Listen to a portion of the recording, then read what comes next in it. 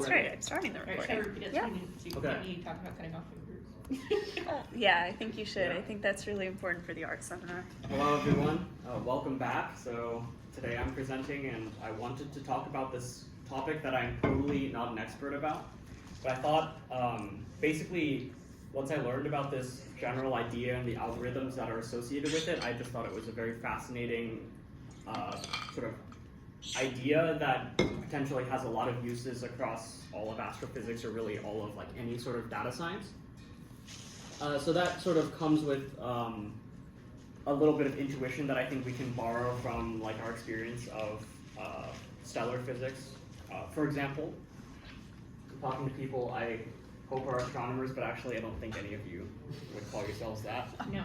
But I think you presumably know that if I draw like an HR diagram or put the temperature on one axis and the luminosity here, where the temperature is decreasing this way, that if I have a bunch of stars that are all the same age, they sort of like lie on a sequence, right?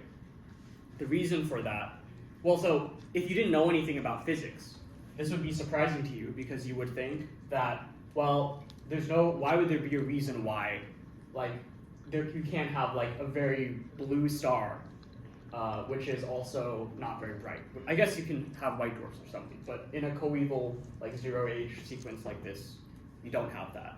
Or why can't I have a bunch of stars up here? And the reason, as astronomers, we know is because if I have a lot of stars that are all of the same age, that means they're all functions of one parameter, which is their initial mass. Pretty much like, if you have that kind of model and you believe that that model is pretty good, then pretty much like can't depend on anything besides that.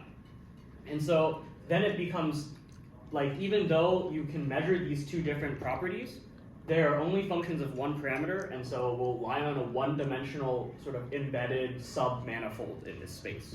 Right? So that's one example of how like the big dimensionality of your space might be different than the intrinsic dimensionality of your space.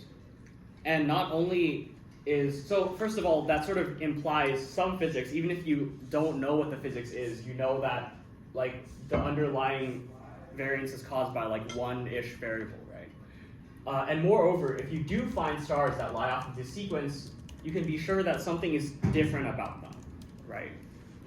So like stars that lie above here, for example, might be binary stars. You might see them as an unusually bright star with a temperature which is typical, and that just sort of implies that probably it's two stars actually, or something like that. But the point is, you don't need to know what the model is. You don't need to know what makes those stars unusual. You can tell sort of these very general things about what's going on and what stars are unusual. That's one example. And so we oftentimes seek a lower dimensional representation of data like this because if we can go with describing this with one variable, then we shouldn't need two variables.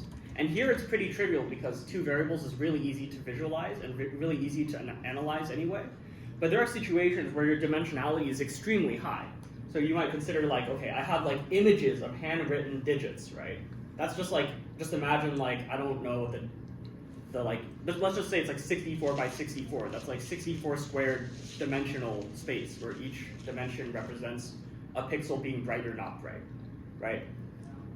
And then like, you know, like maybe handwritten digits, like there's obviously like, you know, pixels you can turn on and off that do not represent a handwritten digit, but then like they lie on like a sub-manifold of the space.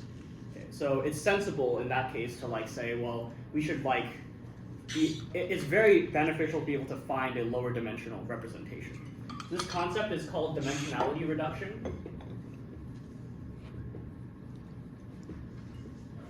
And the reason why it's called that is because we are hoping to reduce the dimensionality, right?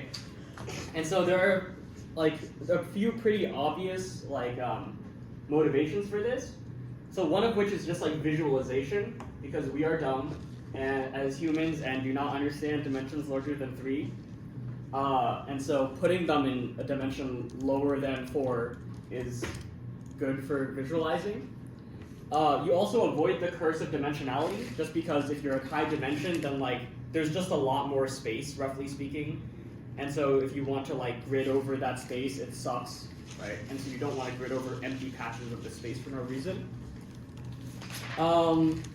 You sort of along similar lines, you will have storage issues if you're, at least it's easier to store data when you have fewer numbers. I think that's pretty obvious.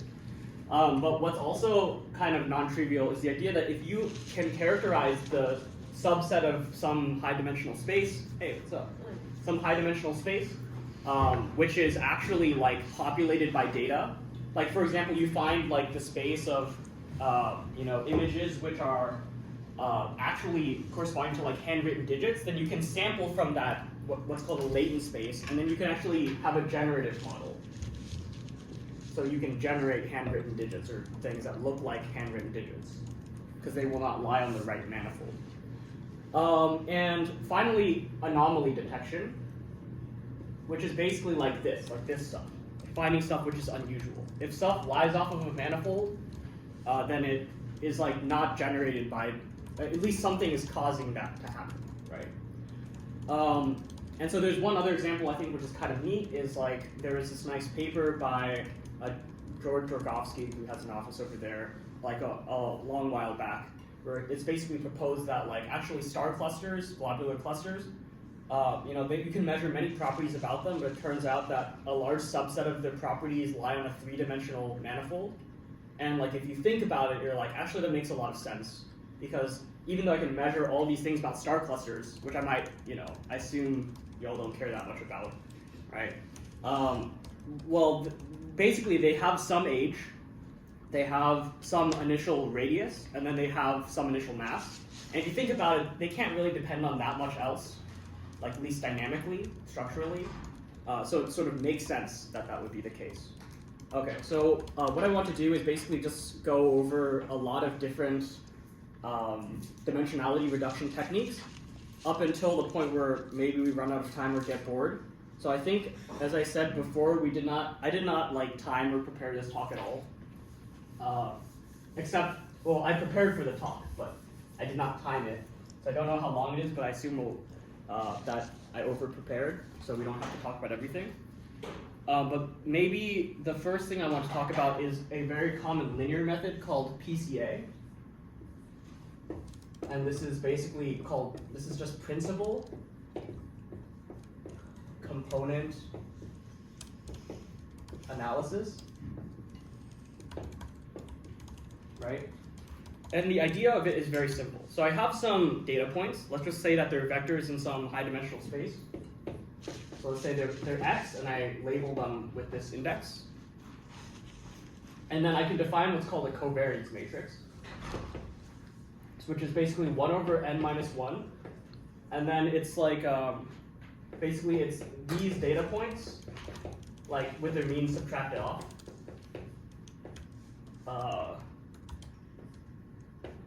With the mean of the whole data set, I mean.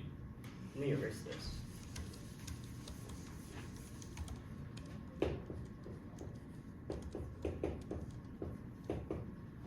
And it looks like this. So if you sort of, like, this might look a little bit similar to this concept. So if I take the diagonal elements of this thing, so it's 1 over n minus 1, sum over the i's of x minus the mean, I squared. So this is just the variance in that direction. Wait, hold on a second. Let me think. Let's put a j here. And then the I represents the component actually, right? So this would be literally interpreted as the square root of the standard deviation or the variance in that ith dimension, right? And so this is what's called a covariance matrix. And the diagonal elements are variances, which is like pretty nice. But the off-diagonal elements are called covariances, and they're basically representing like linear correlations between dimensions, right? So in the case of like if I sort of subtract the mean and standard deviation off of the T-effective luminosity diagram, then you'd see that there will be variances and then there will be covariances because those variables are correlated. Now, one thing that you can do, as you know from linear algebra, the big idea is that I can translate to a basis where we're diagonal, right? And if I do that, then that's pretty nice. So in doing this, I would also have to translate basically all of the data points there, right? So I apply this change of basis matrix to all of the vectors. And the reason why you'd like to do this is because you're basically you're sort of doing linear transformation into like a frame where your data are uncorrelated. So in other words, if I have some data that's like this, well, it has some variance in this direction and some variance in this direction, or I could rotate to this and then like get the variance in this direction and this direction. They're not correlated. And there's a nice interpretation to that because in this picture, this covariance is a lot smaller, right? Which means that I can just set it to 0, right? Like if a data point's here and I'm seeking a low dimensional representation, well, this is like noise, right? So I just stick it over here. Okay. So the mathematical way that I want to say that is that basically you diagonalize your matrix, and you apply that change of basis matrix to all of your data points, and then you just discard every component of every vector except for the ones associated with the very highest eigenvalues. The eigenvalues represent the variance in that direction, right? So it's a pretty easy idea. It's a linear method, which means that it's, if you have a very complicated looking data set, it's not going to be good, right? Because I should say, like, one intuition that you should have throughout this talk is that like dimensionality reduction has a lot of geometric intuition. It's about like, you should think of it as like unfolding some like curved stretchy thing, or like flattening it out or something like that. Quick additional question. Yeah. Are you using capital sigma both for the summation and some type Oh of yeah, matrix? sorry. It's okay. Yeah, this is Just wanted to make sure it conventional, wasn't- but yeah, sorry. Yeah. That's a good point. Yeah, anyway. Yeah. We ran out of all the Greek letters too. Okay. Let's see what other comments I want to make about this. Okay, so a few things. So this is a symmetric matrix. This matrix is also positive semi-definite in the sense that if I multiply a vector on either side like this, is it this way? Yeah. Then this is greater than or equal to 0. Oh, okay. And so this sort of implies that basically you have like only positive or 0 eigenvalues, and also that it has an orthogonal basis. Okay, so this is just a guarantee of that. So this is, as I said, a linear method. So this is not going to work for like non-linear situations, but it turns out in practice this works a lot, like decently well anyway. But so we're going to go through like a gauntlet of non-linear methods. Yeah, I assume this will take longer than I anticipated, but that's fine. Okay, so what's better than PCA? Kernel PCA. What the hell does that mean? I don't know. Okay. So PCA stands for the same thing, principal component analysis. This time we have the word kernel. The idea is actually a little bit subtle and kind of weird. Okay, so the idea is you define some function k. We call it a kernel, hence the letter. It takes in two vectors, which are data points, and they satisfy what are called Mercer's conditions. And that means, one, that this is symmetric. So just switching them is not going to do anything. And also that these are both greater than or equal to 0, so positive semi-definite. And then there becomes this sort of like non-trivial theorem that if I have a kernel like this, I can define, and I have some data points, like little n data points, then I can define a matrix G. So let's say Gij is defined to be k, xi, xj. Okay. And what Mercer's theorem says is that this G has also the interpretation of the inner product matrix in some space. So this is, in other words, this is like yi dot yj in some space. Yeah. Are those the same vector x? I and j. Okay, so it is the same vector, just different components of that vector. Not different components, different data points. Yeah. So like what I mean is like if I say sub like parentheses I and then sub j, that means the jth component of the ith data point. Yeah, but okay, but before you wrote k of yx, which and x and y are two different. Yeah, they're two different things. But in the G matrix that you're defining, that's the same object x. They're different. This is just there's a label that distinguishes them.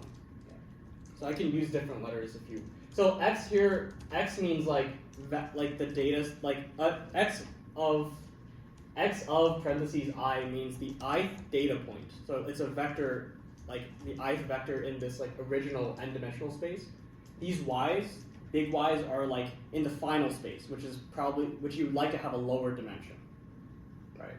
You hope it has a lower dimension, right? So yeah, so these are different data points. And these are like the representations in the lower space. Okay. And this is called a Gramian for some reason. Okay. Graham was probably a fine guy, I guess. Okay. Okay. So, and then what we can think about is like, okay, well, this is essentially like, you can think of this as you have some like nonlinear map, which sort of takes in the i's and then puts them into the, takes in the x's and puts them into the y's. So dotted with this. Okay. And there's a way to sort of, once you have this Gramian, you can sort of like go back to the original space. And so the way that you do this is kind of interesting. So you just say that, okay, well, I have this G, it's a matrix. I now diagonalize this matrix.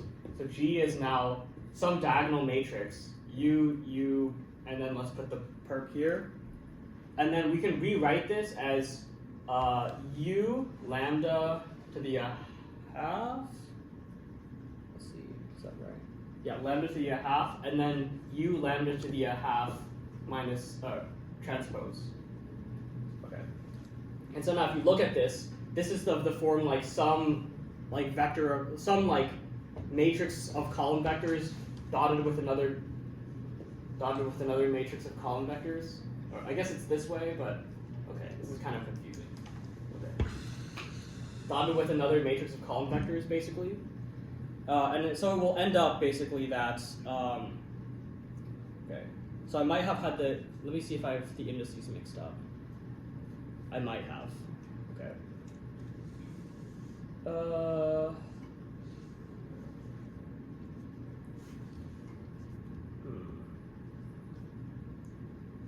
Okay, so I'm just going to write what I have written here, but I will check afterwards. I might have an index issue. But basically what this is, like once you diagonalize it, this sort of explicitly becomes, like each of these is basically a matrix where the columns are the vectors in the new space. And that's just going to be like y of I is going to be given apparently by square root of lambda. So if I want the jth component of this, this is lambda I square rooted, E, which is the eigenvector, the jth component of it, and then the ith one. And I'm not sure if like some of these indices are switched around or something, but it sort of follows from here. But the point is, okay, well this kind of sucks actually, because we said like we have like n data points, and it turns out we now have n data points now not in their original space, but in n-dimensional space. So if I had 2,000 data points, now they're in a 2,000 dimensional space, which doesn't make any sense. Why would I do that? But the trick is that most of these eigenvalues, if the intrinsic dimensionality is low, is going to still be low. So only a few of these should be like order unity or whatever. Like most of these should be very small, which means that you just set all of those to 0. And now you basically have your y's, but you've projected out all of the like low lambda components of them. And the reason why, so there's a word that's used in this field called a kernel trick, which is basically the idea is that like, okay, we wanted this map, we sort of like invoke this nonlinear map that sort of takes this curved manifold and flattens it out. But we don't actually ever need to know the map. all we need to do is specify a kernel, and all the kernel has to do is is sort of encode whether two objects are similar or different. So you can say like this is just like a Gaussian kernel. You say like if they're close in Euclidean space in the original space, then you have a Gaussian kernel that like is like big if they're close together and not big if they're not close together. And that's sort of sufficient for all of this stuff. So I think that's kind of neat. That's the idea of kernel PCA. Okay, any questions about that? Oh man, going really slow. I have like so much more than that. So maybe I can skip the more boring ones. I don't know. All of this has like pretty geometric intuition. This one's a little bit abstract, but the next one is a little bit easier to understand.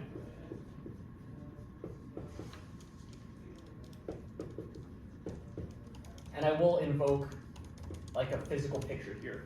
Okay, so let's say I have some like curved manifold like this. I want to flatten it out, so I have some data points on it. Okay, so and I want to put it into like a flattened space. So if I have some data points, okay, well it's generally nonlinear, but if it's like a manifold, that means that data points which are really close together should sort of be on a plane. There should be like a tangent plane, right? And so if I think about like, oh, what is this transformation from here to here doing?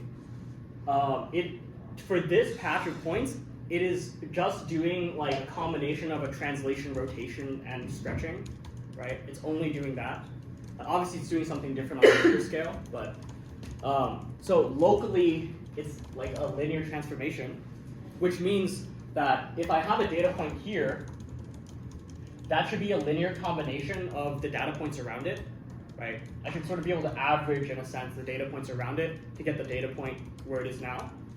And crucially, that fact of like those weights that you need to like multiply the neighbors to get the data point you want do not change if from these like rotation, translation, and scaling.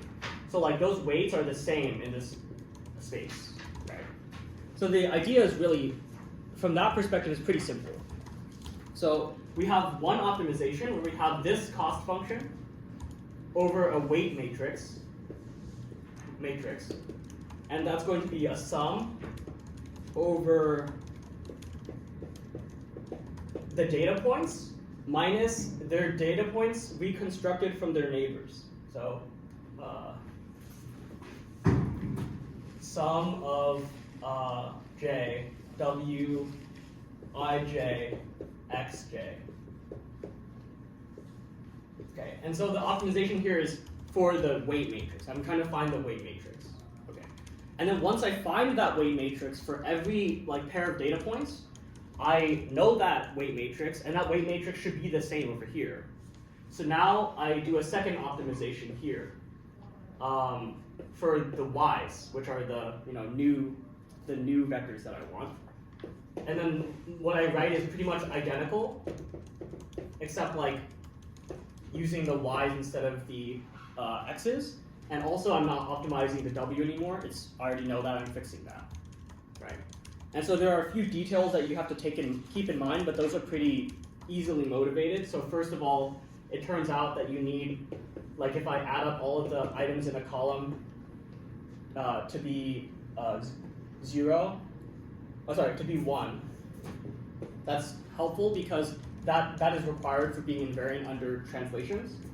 You also make it so that this weight matrix doesn't have any diagonal elements, and also that you only let the weight matrix be non-zero if like a point is like within k neighbors or something like that, right? Where you specify that.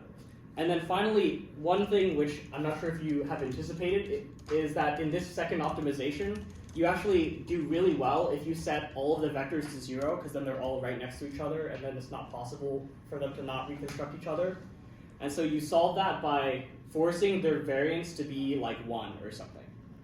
Okay, so that's called local linear embedding. It's pretty good. It kind of has some issues. This is one of the pictures I wanted to show.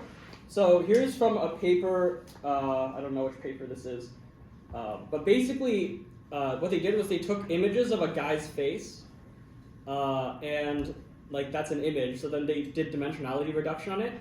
And I just want to show you what that looks like. So I guess you can pass that first page around. So basically, I mean, it looks like it works fairly well. But you'll see this when it gets passed around, but basically the issue with local linear embedding is you're enforcing, okay, I don't want you to put all the data points at the center, so I'm forcing you to like make the variance something. But it turns out that one way to do this is to like cheat and sort of make these long fingers where like a few data points are really far away, and then most of them are at the center. So it like kind of works, but if you like, it's not the best, honestly. Yeah, they have like this helpful picture of faces too. Okay. So the intuition here is like you have a tangent plane, and then we sort of like think about what it means to be locally linear. So I think the picture is pretty easy to understand. Any questions about this?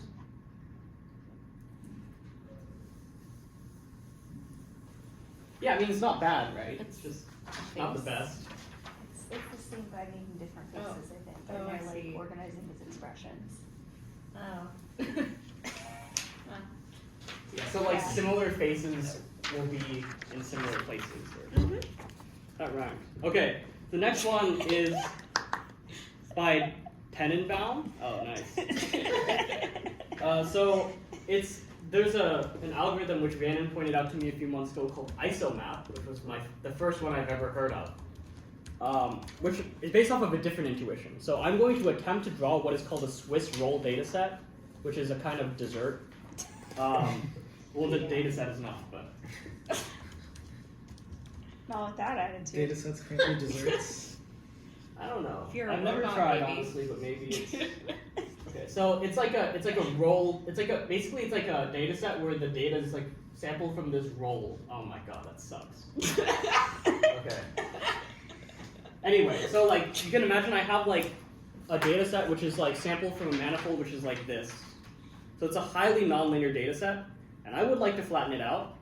Okay, but the problem is that with something like if I just say like 2 points are close together, that means that they're close conceptually. That's like not good, because this point and this point are really like decently close, but they're actually as far away as they could possibly be from each other, right? And so what you would like to do instead is say like, oh well, in my final space, I want to like have things like the distances between things represent how dissimilar they actually are. But this distance is not that. The distance which is that is like the geodesic distance, which is going along the manifold, right? So you're assuming you can't move in the z direction if it's not on the manifold. Right, exactly. So like the goal is to flatten it out. So like when I flatten it out, then the straight line distance is gonna turn into is the same as this distance, right? The geodesic distance. And so that's the idea of ISOMAP, is to try and find those geodesic distances. And the way you do it is you construct what's called a neighborhood graph, which is not very complicated. It's basically you just take every data point, you connect it to like its k nearest neighbors, or like all of the data points within some radius or whatever, like however you want to do that. And then what you do is use a graph, like shortest path algorithm, like Dijkstra's algorithm, and you find the distance, geodesic distance between each point. So the idea is like, well, close distances you trust, but then further distances you sort of construct as like the shortest path between them. That you approximate, yeah. Oh, so you don't like to do this. Then you don't need to know like the full manifold or like the metric or something to get those geodesics. You just assume it's locally. You assume locally that it's Euclidean distances, and then far away it's geodesic distances. Yeah, so you don't need to know what the manifold is. And then the idea is now you have this distance squared matrix, right? And then what you do is you apply this H matrix, which is like the centering matrix, to get the Gramian, which remember is the dot product matrix. And this H matrix, it's not, you can work it out that the components will be delta function minus 1 over n times 1, right? And the intuition is just that, okay, well, if I know the distance between everything, then I know the dot products between everything, roughly speaking.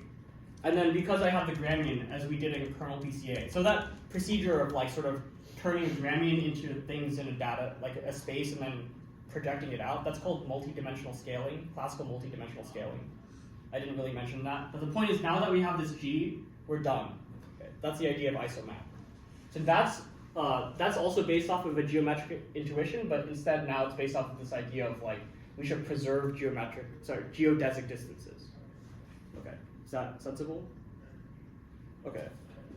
Okay, the next one is called maximum variance unfolding. Oh, we have so little time. I might skip boring stuff. None of it's boring though.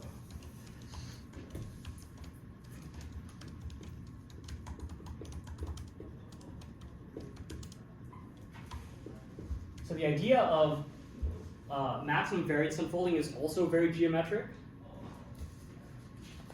So when I unfold a piece of paper, close by points remain like as close by to their neighbors as they were before, but far away data points end up really far away from each other, right? So the idea is really simple. So I have all these data points, and I basically enforce, like I make a neighborhood graph, then I enforce that those distances cannot change, right? And then I maximize the variance between all of the data points subject to this constraint. So it literally has the interpretation of like, I want to like unwrap this thing. And it turns out, let's see, is this the right page? Yeah. So it turns out you have a cost function J where you optimize these data points. And that's basically just, normalization, that doesn't matter. But it turns out that this ends up being like a 1 over n, the trace of the Gramian, again. But this cost function has the interpretation of like the variance.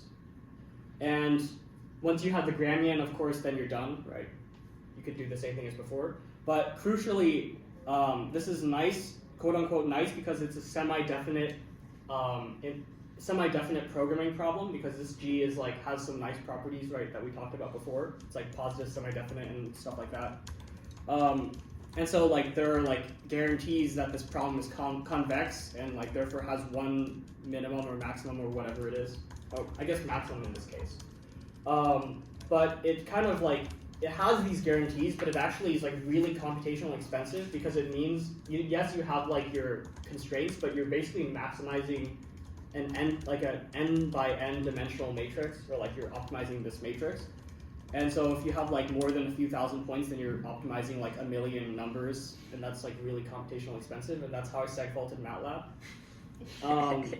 So you can sort of like get around some of this by doing what's called landmark MVU. But you can do this for isomap too, is you just sort of like define, like, you just pick a bunch of random points that you say are landmarks, and then that sort of like expedites this sort of, somehow there's like clever ways to expedite this calculation, like with sacrificing a little bit of quality. Okay. Cool. Actually, we're actually like making really good time. Turns out we're fine. Okay. Next, I want to talk about, so there's some nice geometric intuition here. So the geometric intuition here is basically, as we said, you're unwrapping a thing, you want to make it wide, right? So really thinking about flattening stuff in every possible way today. Okay. So now we're going to do something which is quite a bit more complicated looking, but it turns out that what I'm going to build up to is like very commonly, like a very common thing in computer science and visualization of big data sets. This next thing, like the author explicitly says, like you should use this for visualization specifically, like this is what this algorithm is for, and it's pretty good at it. And this algorithm is even good at visualization when the intrinsic dimensionality of your data set isn't like 2 or 3. You can still put it, the idea is you just want to map something onto like 2 or 3 dimensions so you can see it, right? Not necessarily that that's actually the dimensionality of that space. So close things are close together, far things are far apart. Before I continue, let me make sure I didn't like deprive you of any funny pictures. Oh, I did. I'm just going to pass this around. This is a figure, this top one is a figure from isomap. That's basically isomap on some faces and on some numbers. So you can see like, it's good at like putting close things next to each other and stuff. Yeah. I guess I won't, there are some things that I forgot to mention, like isomap's not good at like things with holes. Basically all of these things have like issues in some domains. And so like you sort of want to know your problem a little bit, I suppose. So we can borrow some intuition from maximum variance unfolding, and we can basically say, okay, I have some data points, and maximum variance unfolding, which says that you don't want close distances to change very much, is like alright, but at some level that's kind of silly because you have a little bit of noise, and so if you have 2 points which are extremely close together, it doesn't really, that might not be physical, it might just be like, well, if 2 points are close enough together, that doesn't really matter all that much. It's just that if 2 points are really far apart, that's kind of important. So you do this sort of stochastically, you say, well, let's say I like plop down a Gaussian here at one data point, what is the probability that it would pick another data point? Right, and then so you have some pji, which is basically like this Gaussian probability.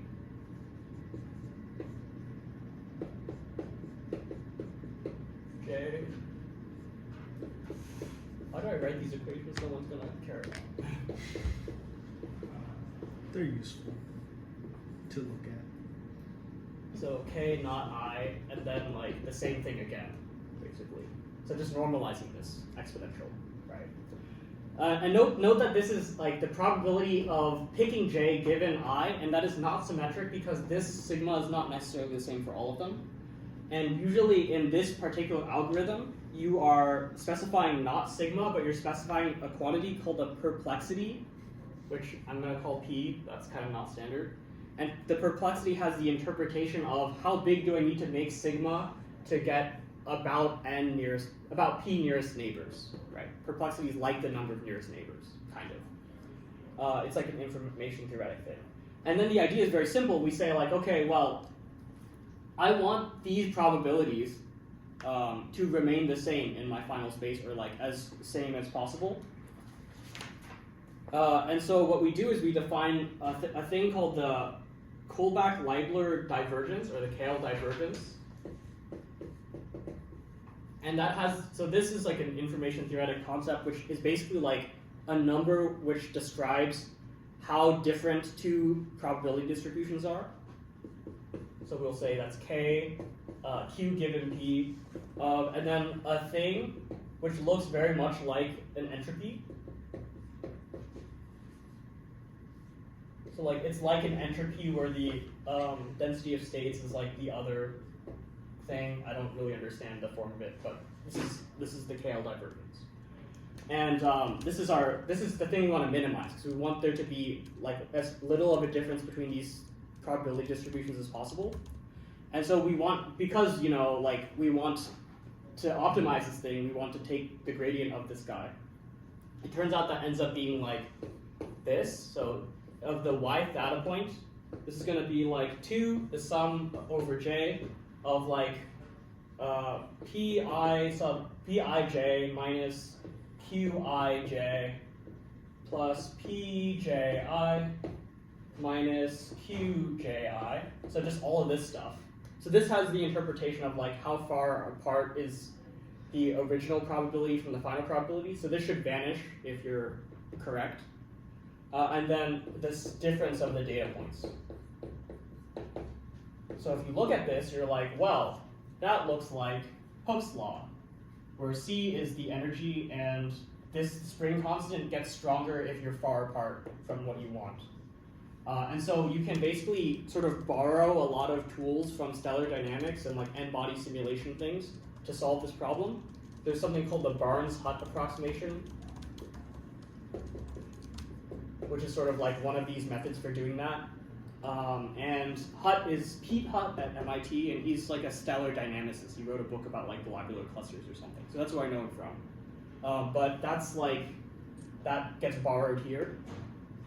And what else did I want to say about this? One other thing you want to be kind of careful about is there's not a guaranteed,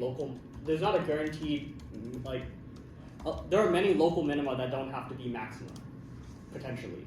So you do like play some numerical tricks to like not get stuck in those. But like more or less the idea is like kind of straightforward. I have some probabilities that are Gaussian distributed in some like kind of information theoretic way, and then I want to preserve those probabilities via some information theoretic way, which turns out to be like a star cluster or something. So that's nice and all, and that's called stochastic neighbor embedding. And yeah, stochastic neighbor embedding.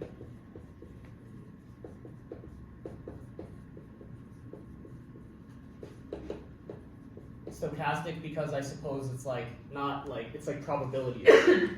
Neighbor because it's like to do with like preserving the probability your neighbors are around you, and it's kind of embedded algorithm. Okay, so this is an algorithm which is like pretty well known, but this is not the algorithm that a lot of people use. There's a slight modification. So there are a number of modifications, but the biggest one is we're gonna add t distributed at the beginning. So t distributed means, sorry, I don't think I defined the Qs. The Qs are basically the same thing, but with the like the output ones, right?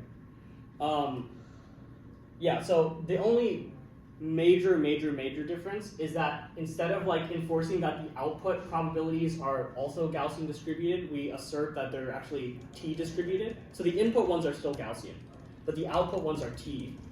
So that will look. I'll just erase this KL stuff because it's the same pretty much.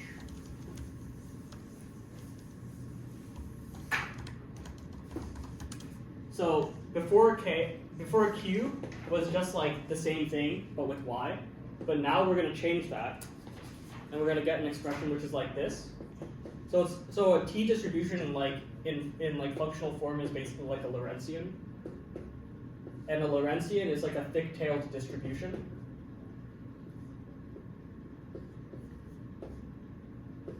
And then over the sum of like stuff, like to normalize it. It's a thick-tailed distribution, which means that like with a Gaussian, if something's really far away, then that's like a really big problem, right? That's like not good, right? But with a thick-tailed distribution, that's not that much of a problem. Like if something that's kind of far away is put like super far away, that's like totally fine. And the motivation for that is actually pretty intuitive. So if I'm trying to visualize, I'm trying to take like a very high intrinsically dimensional data set and put it on a low dimensional data set, then I'm going to have a problem if I just like try and maintain these probabilities exactly, because if I have like 3 dimensions, then like basically you can have more neighbors than in 2 dimensions. So if I really try to like preserve all like distances arbitrarily far away, when I flatten it out, I'm just not going to have enough room, right? Because like I have to take all of this shell and put it on like some like an annulus or something, like from the 3 to 2 dimensional case. And so what I can do instead is I can say, well, I want you to put the similar things next to each other, but I don't care where you put the far things. I just want them far apart. So in other words, it allows you the freedom to put far things really far away. And that paper is Van de Maten and Hinton. That's like a pretty well-cited paper. Like people talk about this one a lot. So frustratingly for me, people like implement t-distributed stochastic neighbor embedding t-SNE in like a lot of applications, like in a lot of like packages online, but they don't really implement SNE by itself all that often, which is very annoying. But yeah, anyway, so this is the idea. I could show you an output of what this does. So this is kind of this is hard to see. Maybe let me just zoom in. So this figure is from their paper, and it looks all right. It's kind of like hard to like really read. But so if you look at this is basically handwritten digits from the MNIST dataset, like I've been talking about.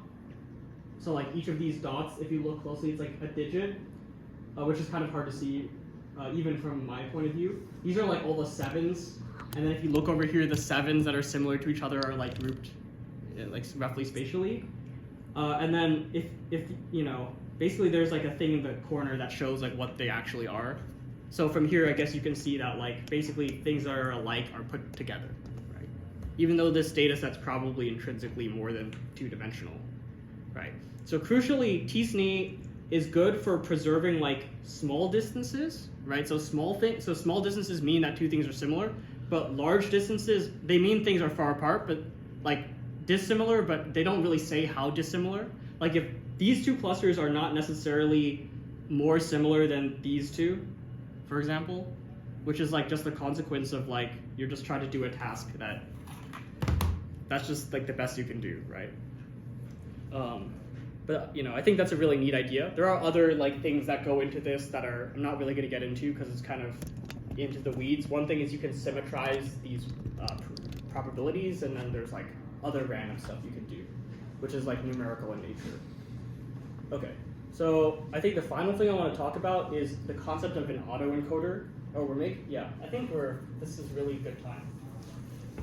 So because we're doing a computer science related thing, I think it becomes inevitable that after going down the rabbit hole for a very long time, people are just like, fuck it, why don't we just use a machine learning algorithm?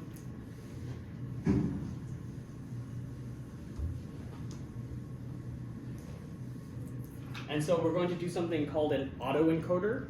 And the idea of an autoencoder is actually very elegant and not, particularly complicated.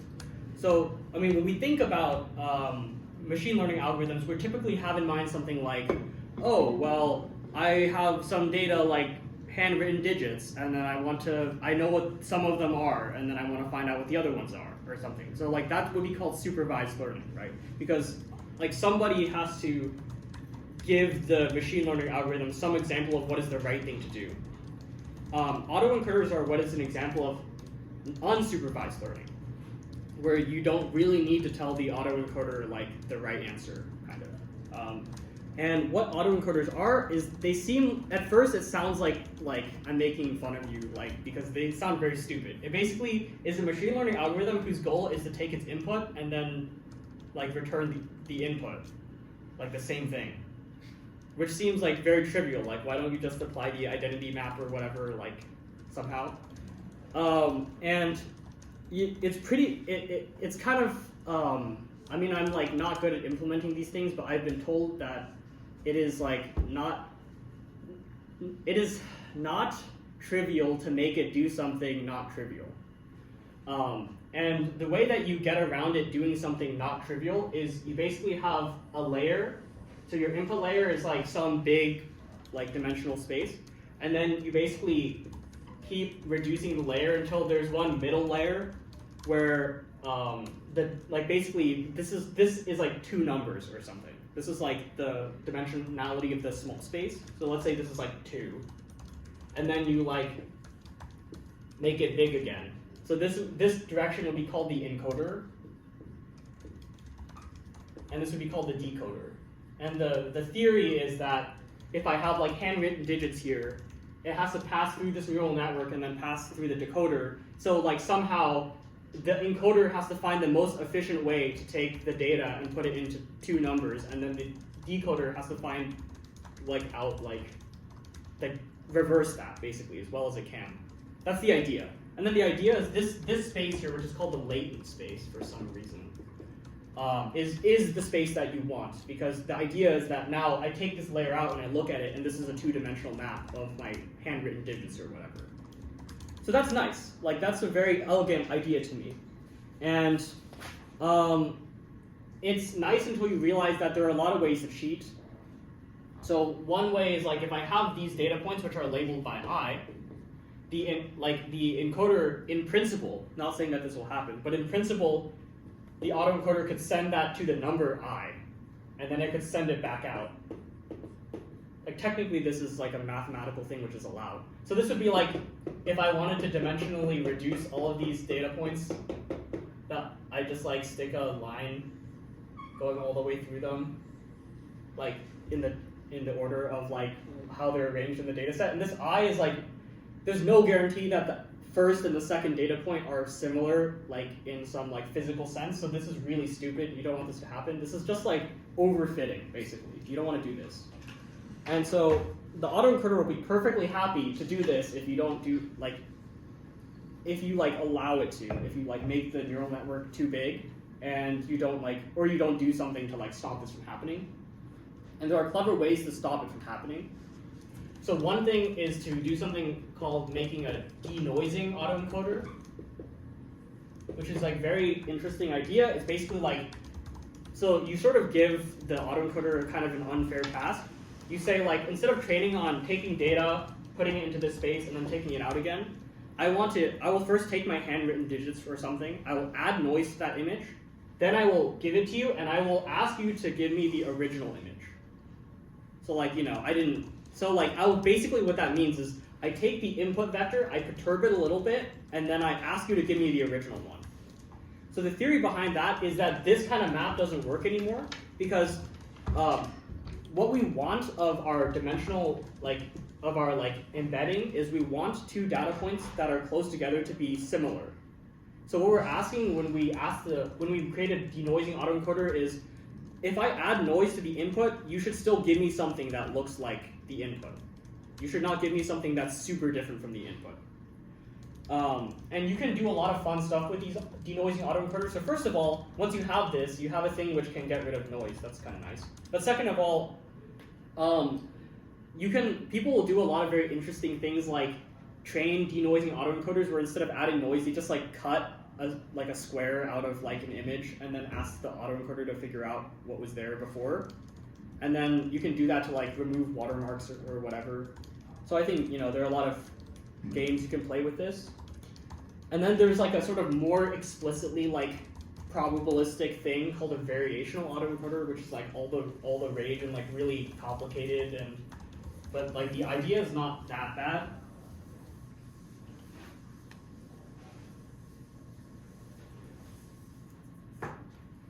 Variational.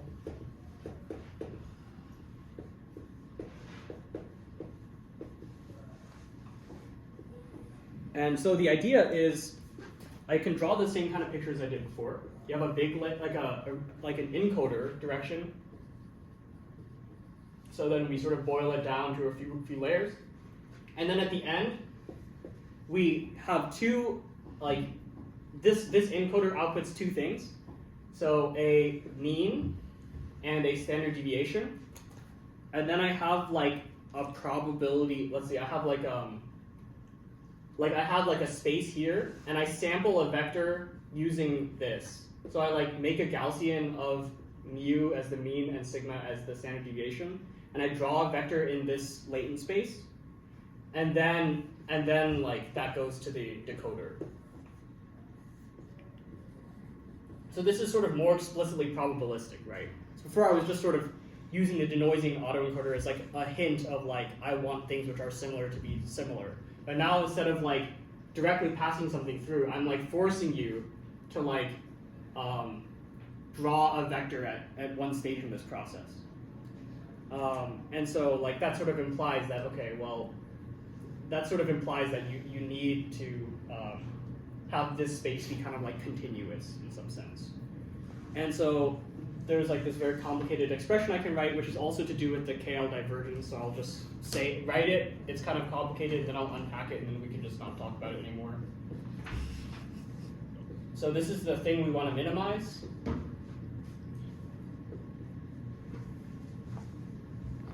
Oh God.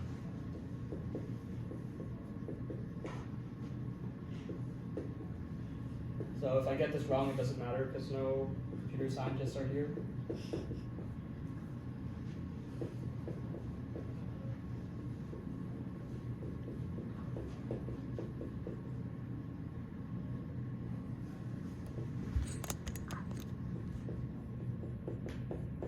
Okay. So X here is basically some input that you have, which is what you want to happen. And then Z is this vector you've sampled. So this first term is basically saying, what is the expectation value of the log of the probability that you will draw the original output given this vector? So this P is talking about the probability that you draw the first thing given the second thing. So this is a decoder property.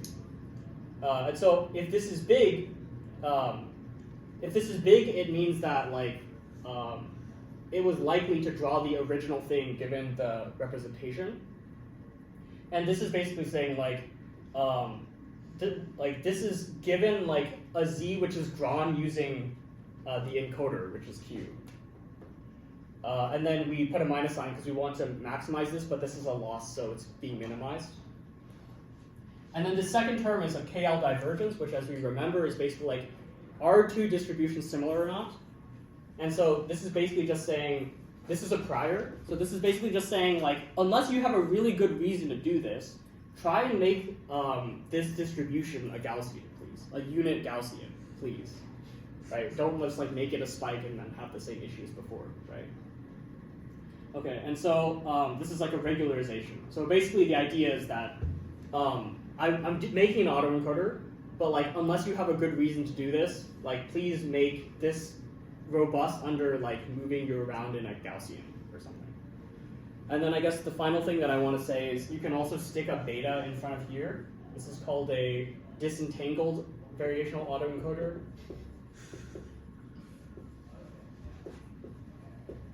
And the idea of this is more or less that, okay, well, I just can make the regularization stronger or whatever.